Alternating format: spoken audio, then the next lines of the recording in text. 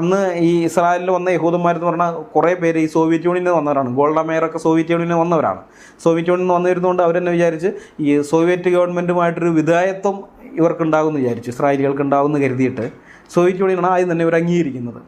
പിന്നെയാണ് മനസ്സിലായത് സോവിയറ്റ് യൂണിയനോട് വിധേയത്വം അവർ കാണിക്കില്ല, സോവിയറ്റ് യൂണിയൻ്റെ രാഷ്ട്രീയ താല്പര്യങ്ങൾ, ആ പ്രദേശത്തുള്ള താല്പര്യങ്ങൾക്ക് ഇവർ നിന്ന് തരില്ല എന്ന് മനസ്സിലായപ്പോഴാണ് സോവിയറ്റ് യൂണിയൻ ഇസ്രായേലിനെതിരാകുന്നതും പിന്നെ അറബ് രാജ്യങ്ങളുമായിട്ട് ചേരുകയൊക്കെ ചെയ്യുന്നത്. അപ്പോൾ അതുവരേക്കും ഈ കമ്മ്യൂണിസ്റ്റ് ഗ്രൂപ്പുകൾ യഹൂദന്മാർക്കെതിരെ നിന്നാണ്, ഇസ്രായേലിനെ അംഗീകരിക്കില്ല എന്നൊക്കെ പറഞ്ഞ് നിന്നവരാണ്. പക്ഷേ സോവിയറ്റ് യൂണിയൻ ഇതിനെ അംഗീകരിച്ചെന്ന് കണ്ടു കഴിഞ്ഞപ്പോൾ നേരെ ഒരു മലക്കം പറഞ്ഞു. സോവിയറ്റ് യൂണിയൻ ഇസ്രായേലിനെ അംഗീകരിച്ചു കഴിഞ്ഞപ്പോൾ പ്രശ്നമില്ല, ഇവർക്ക് ഒരു കുഴപ്പമില്ല. ഈ ഫലസ്തീനികളെന്നും പറഞ്ഞ് ഇവർക്കെതിരെ വിമോചന സംഘടനയൊക്കെ ഉണ്ടാക്കി വന്നവർ സോവിയറ്റ് യൂണിയൻ അംഗീകരിച്ചോ, എന്നാൽ പ്രശ്നമില്ല, ഇസ്രായേൽ അങ്ങനെ ആയിക്കോട്ടെ. അത് കഴിഞ്ഞ് സോവിയറ്റ് യൂണിയൻ പിന്നെ അറബ് വർഷത്തേക്ക് മാറിക്കഴിഞ്ഞപ്പോൾ ഇവരും മാറി. അതായത് സ്വന്തമായ ഒരു നിലപാടില്ലാത്ത കമ്മികളാണ് ലോകത്ത് മറ്റെവിടെയുള്ള പോലെയൊക്കെ തന്നെ.